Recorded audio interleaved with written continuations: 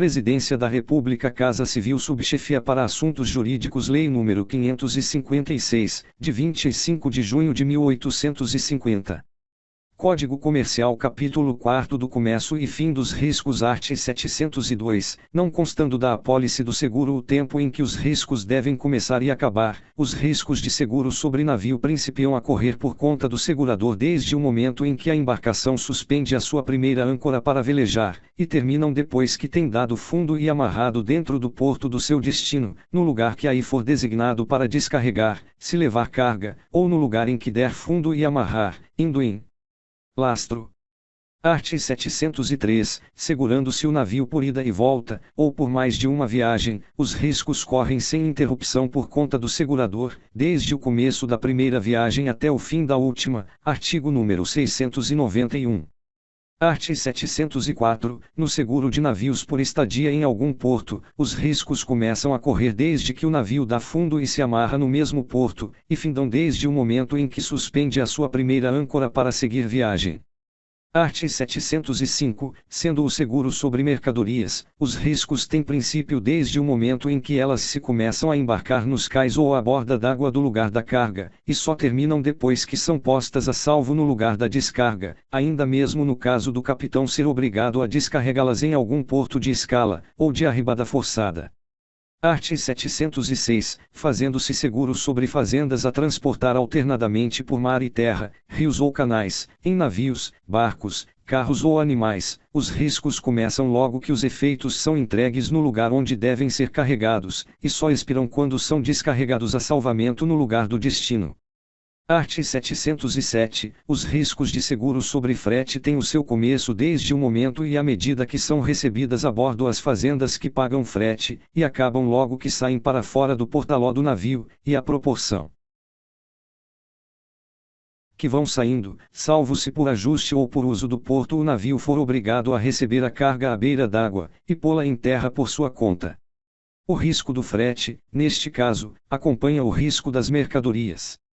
Art. 708, a fortuna das sumas mutuadas a risco principia e acaba para os seguradores na mesma época, e pela mesma forma que corre para o dador do dinheiro a risco, no caso, porém, de se não ter feito no instrumento do contrato a risco menção específica dos riscos tomados, ou se não houver estipulado o tempo, entende-se que os seguradores tomaram sobre si todos os riscos, e pelo mesmo tempo que geralmente costumam receber os dadores de dinheiro a risco.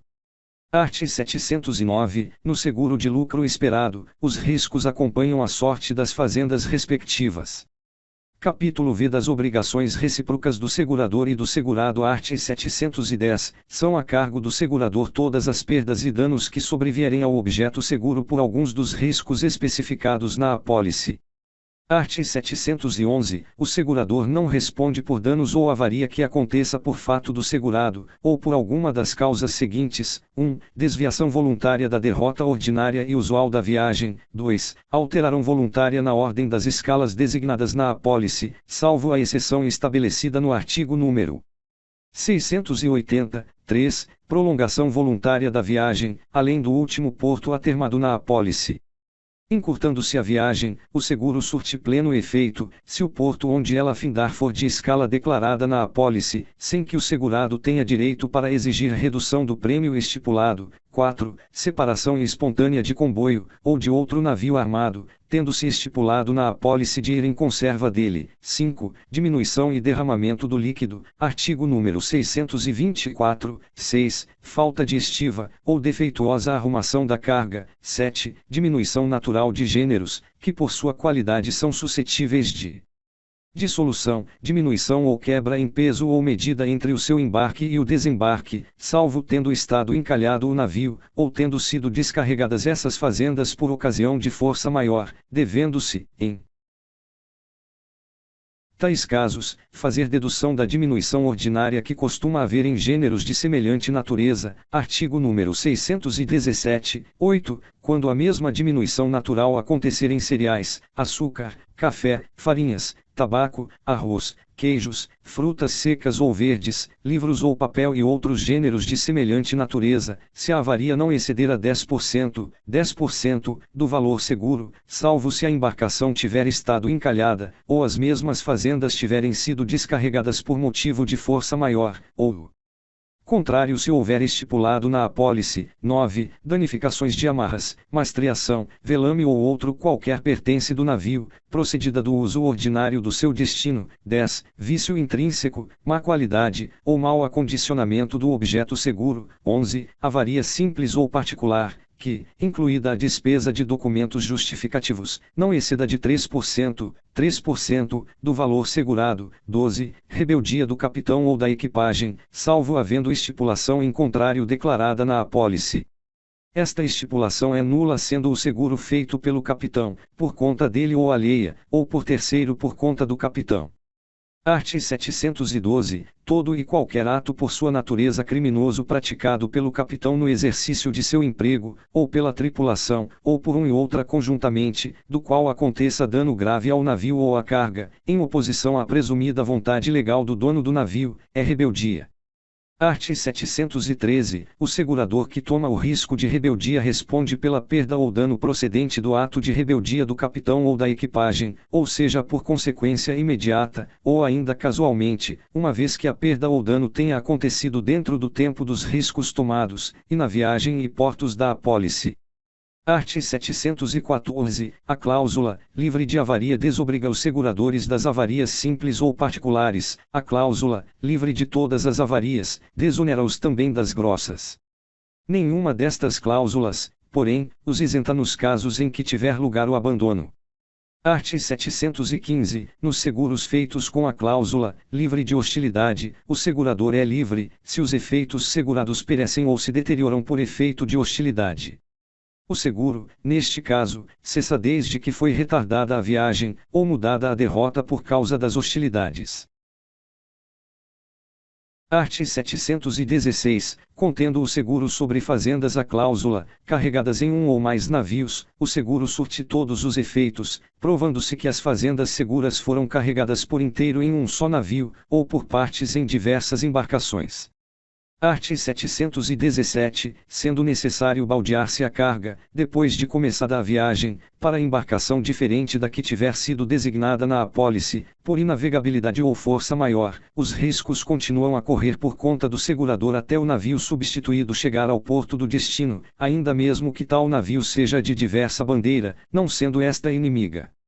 Art. 718. Ainda que o segurador não responda pelos danos que resultam ao navio por falta de exata observância das leis e regulamentos das alfândegas e polícia dos portos, artigo número 530, esta falta não o desonera de responder pelos que daí sobrevierem à carga. Art. 719. O segurado deve sem demora participar ao segurador, e, havendo mais de um, somente ao primeiro na ordem da subscrição, todas as notícias que receber de qualquer sinistro acontecido ao navio ou à carga. A omissão culposa do segurado a este respeito, pode ser qualificada de presunção de má-fé. Art. 720. Se passado um ano a datar da saída do navio nas viagens para qualquer porto da América, ou dois anos para outro qualquer porto do mundo, e, tendo expirado o tempo limitado na apólice, não houver notícia alguma do navio, presume-se este perdido, e o segurado pode fazer abandono ao segurador, e exigir o pagamento da apólice, o qual, todavia, será obrigado a restituir, se o navio se não houver perdido e se vier a provar que o sinistro aconteceu depois de ter expirado o termo dos riscos.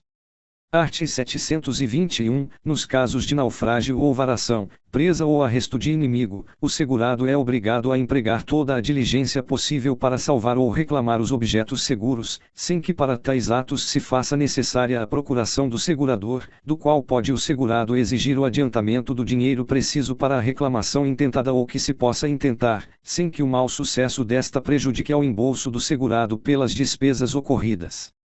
Art. 722. Quando o segurado não pode fazer por si as devidas reclamações, por deverem ter lugar fora do império, ou do seu domicílio, deve nomear para esse fim competente mandatário, avisando desta nomeação ao segurador, artigo número 719. Feita a nomeação e o aviso, cessa toda a sua responsabilidade, nem responde pelos atos do seu mandatário, ficando unicamente obrigado a fazer cessão ao segurador das ações que competirem, sempre que este o exigir. Art. 723. O segurado, no caso de presa ou aresto de inimigo, só está obrigado a seguir os termos da reclamação até a promulgação da sentença da primeira instância. Art. 724. Nos casos dos 3 artigos precedentes, o segurado é obrigado a obrar de acordo com os seguradores. Não havendo tempo para os consultar, obrará como melhor entender, correndo as despesas por conta dos mesmos seguradores.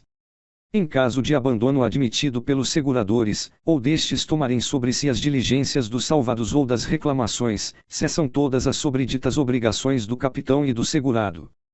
Art. 725. O julgamento de um tribunal estrangeiro, ainda que baseado pareça em fundamentos manifestamente injustos, ou fatos notoriamente falsos ou desfigurados, não desonera o segurador, mostrando o segurado que empregou os meios ao seu alcance, e produziu as provas que lhe era possível prestar para prevenir a injustiça do julgamento.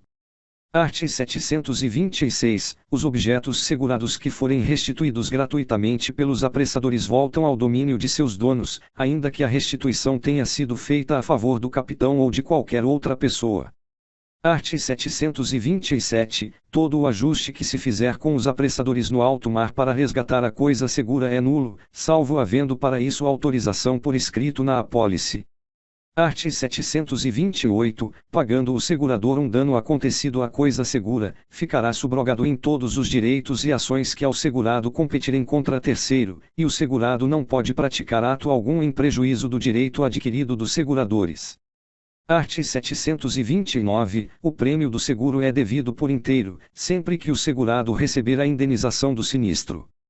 Art. 730. O segurador é obrigado a pagar ao segurado as indenizações a que tiver direito, dentro de 15 dias da apresentação da conta, instruída com os documentos respectivos, salvo se o prazo do pagamento tiver sido estipulado na apólice.